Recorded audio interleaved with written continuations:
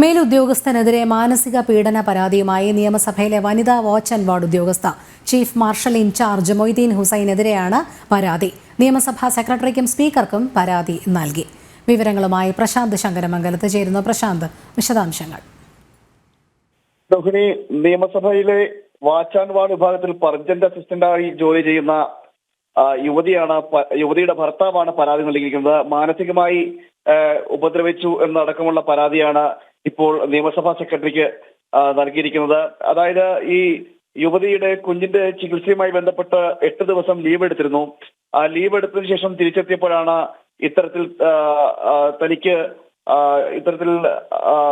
ഒരു അസ്വസ്ഥത നേരിട്ടത് എന്നാണ് ഇപ്പോൾ പരാതിയിൽ പറയുന്നത്. അതായത് മൊയ്തീൻ ഹുസൈൻ എന്ന ഉന്നത ഉദ്യോഗസ്ഥൻ, അദ്ദേഹത്തിന്റെ ഭാഗത്തു നിന്നാണ് ഇത്തരത്തിലൊരു നടപടി ഉണ്ടായത്.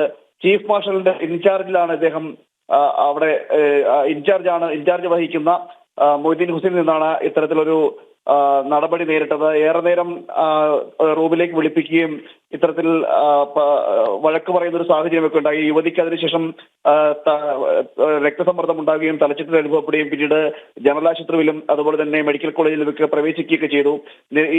ഇതിനെ തുടർന്നാണ് ഈ യുവതിയുടെ ഭർത്താവ് പരാതി നൽകിയത്.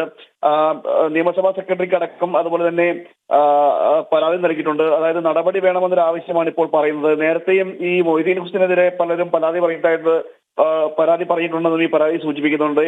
അതായത് ഈ യുവതി ലീവ് എടുത്തത് അത് അകാരണമായിട്ട് എടുത്ത ലീവാണ്, അല്ലെങ്കിൽ കുട്ടിയുടെ അസുഖമല്ല, കള്ളം പറഞ്ഞ് വ്യക്തിപരമായിട്ടുള്ള ആവശ്യത്തിന് വേണ്ടി എടുത്ത ലീവാണ് എന്നതൊക്കെ പറഞ്ഞ് ആക്ഷേപിച്ചു എന്നാണ് ഇപ്പോൾ ഈ വാച്ച് ആൻഡ് വാർഡ് ഉദ്യോഗസ്ഥയുടെ വനിതാ വാച്ച് ആൻഡ് വാർഡ് ഉദ്യോഗസ്ഥയുടെ ഭർത്താവ് പറയുന്നത്. ഈ ഇത്തരത്തിൽ പ്രശാന്താണ് വിവരങ്ങൾ നൽകിയത്.